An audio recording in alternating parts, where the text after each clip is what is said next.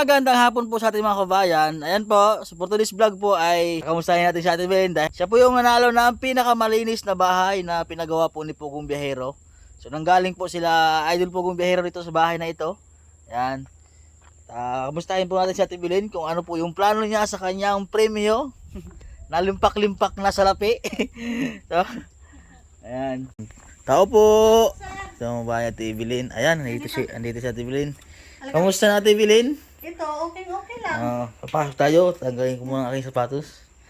Dito po tayo sa bahay po ni Ate Belin. Ayan. So, nanggaling po si Idol dito. Paano niya chinik yung pag 100%? Ano yun? Tinignan niya talaga, sir. Simula dito hanggang kwarto. Tinignan niya bawat sulok, bawat wala may nagkakalat. Wala siyang may nakikita kahit alikabok o ano pa dyan. Pati sa lababo, CR, lahat, buong, yun nga. Yung una yung tinignan, yung labas. Kasi sabi pa man niya, ang unang niya tinitingnan ang labas. Kung anong malinis doon labas, ganun din kailangan sa loob ng bahay. Mas ano pa. So nakikita niya sa labas pa lang, alam na kung ano. Na sila. Mayroon na sila hindi mo ito binanood. Napanood ko. Di ba? Ayan, si Ate Belin. So, ito, chinik niya lahat, pati CR, lahat. Pati yung mga wala ka kong hayop, baboy, tsaka yung mga manok. Tingnan niya rin. So, ano ba ang plano ni Ate Belin dun sa napanalo ni Ate Belin? Sa ngayon, hindi ko pa yan binawasan.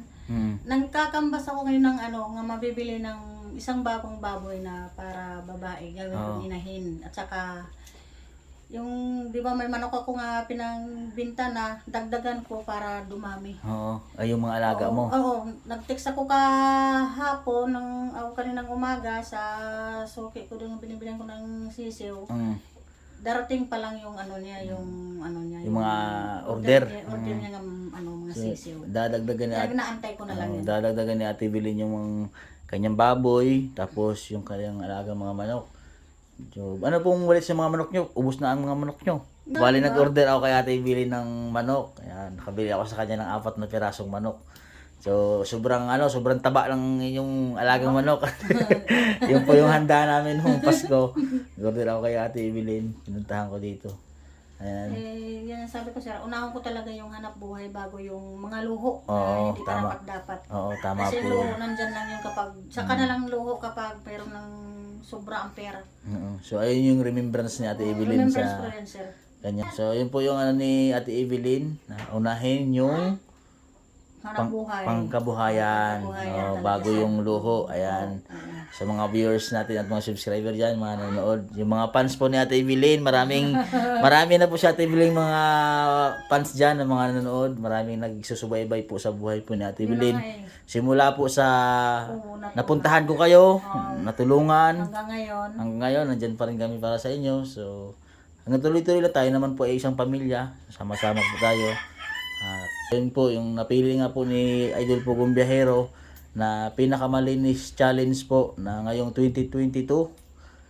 Ang nanalo ay si Ate Belin. Ayan.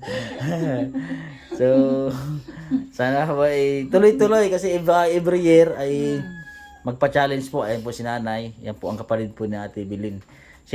Baka si Idol Pugong Biyahero ay every year magpa-challenge na pinakamalinis na bahay o baka may iba pang criteria kung ano pa yung kasi nagbabago kasi ng planning every year kung anong gagawin. Kahit hindi man magpa-challenge si Sir, always naman talaga malinis yung bahay ko. Alam po namin yun kasi lagi kaming nadalaw din sa bahay ni Ate Belin. Yan. Always po talagang malinis yung bahay ni Ate Belin kahit wala po kami, hindi po namin siya binablog.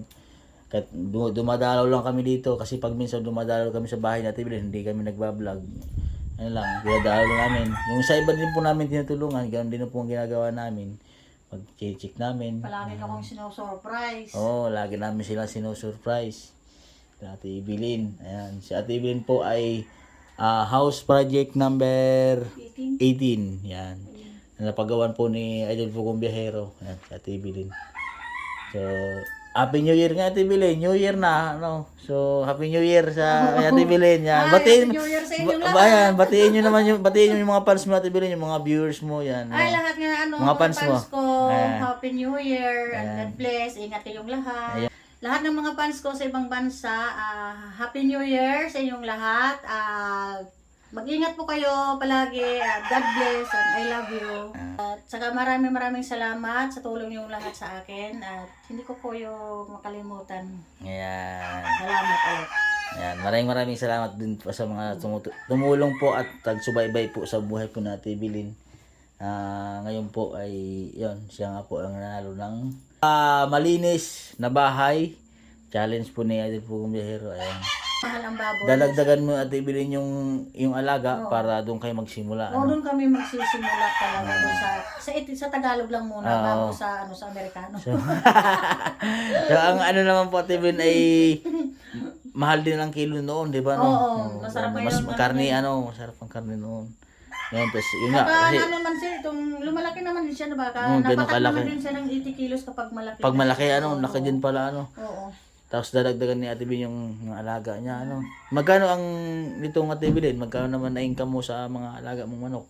Ngayon, malapit 5. 5,000? Oo. Aba, ganun din Di kahit yun lang yun na Di, bukod lang ngayon sa kinatay kong isa, di ko pa nasali. So, kasi, siyempre, yan ang alaga mo. Mahandain mo rin. Ngayon, yung isa, handa nyo ngayon pa sa bagong taon. Wala naman kami natira. Kumasinso yung inyong kabuhayan, yung kung ano man ang dumating sa buhay nyo, ay lagi tayong magpasalamat din sa Panginoon Diyos. Yan naman talaga number one. Yan talaga. Oo. Na dapat lagi tayong magdasal. Yan, si Ate Evelyn at ating i-congrats po dahil siya po ang nagwagi. Ayan. Anong araw dumating si Ayod dito? Ano ba yun? 26. Sinurpresa kayo? Surprise, maaga pa siya dumating. 26 na umaga? Kakatapos ko pa lang rin yun paglinis ng Si bahay. kakabahay ka lang. Magang-maga sila dumating? Maaga pa. Sinurpresa pala kayo, 8 yata yun. Ilan sila? Dalawa lang sila? Dalawa lang sila ng niyan, yung Ang kapartner niya. kapatid niya. Si Unji TV yun, yung kasama niya. Silang dalawa. Ayan. Kasi nagdalaw din ata sila doon sa Ay, dama ni Carlito. kila Ate Carlito. Doon ata sa mga Doon sa ibang sa Kalatagan. Yan, sa lahat ng mga napagawan po ng bahay. Doon, nasa balit yun. Ang pinakalas yata dito yata sa akin. Ang napuntahan. Oo, pinakalas nila siguro. Galing silang Kalatagan, tapos pa ganyan. Ayun. So, ayun po mga kabayan. Dito na lang po ang vlog ko. Ayan, don't forget to subscribe po sa aking YouTube channel, Mastering Ring channel po. At sa lahat po ng Pugong Biyahero team. At sana po isuportahan po natin ang mga YouTube channel po namin para mas marami pa tayong matulungan. Ayan po sa mga sponsor po natin, kay Mr. Binisin ng California, sa mga anonymous po natin. At sa Ma'am Henrietta Soledad, at sa lahat po ng tumutulong din po, kaya sa ating kababayan na nagbibigay tulong din. Ayan, shout out po sa inyo lahat. Ayan, sa lahat po ng sa lahat po ng sponsor po ng Pugong Biyahero, yan, shout out po sa inyo. Maraming salamat po sa pagtulong po sa ating mga kababayan. Ayan. God bless po at magandang hapon sa atin lahat. Ayan. Congrats sa Ate Evelyn. Bye-bye. Ayan.